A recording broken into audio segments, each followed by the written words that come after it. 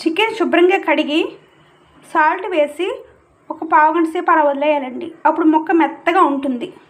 పచ్చిమిర్చి, ఉల్లిపాయలు, కరివేపాకు,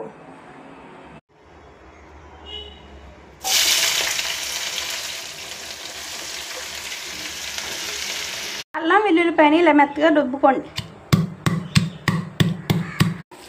ఉల్లిపాయ, కరివేపాకు, పచ్చిమిర్చి చక్కగా మగ్గిందండి. ఇంకొంచెం మగ్గితే చికెన్ వేసేద్దాం.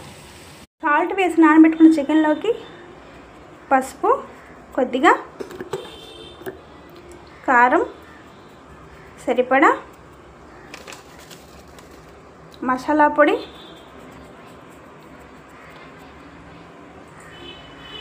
ధనియా పొడి, అల్లం వెల్లుల్లి పేస్ట్ కూడా కలిపేసుకుందామండి.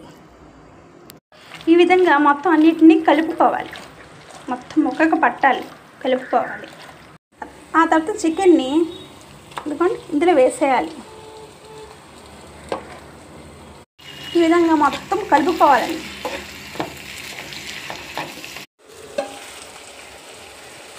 చికెన్లో ఉన్న నీటితోనే ఉడుకుతుందండి. ఒకసారి టేస్ట్ చూడండి. ఉప్పు కారం సరిపోకపోతే మరొకసారి ఉప్పు కారం చల్లుకోండి. గ్రేవీ కోసం ఒక గ్లాస్ నీళ్ళు పోయండి.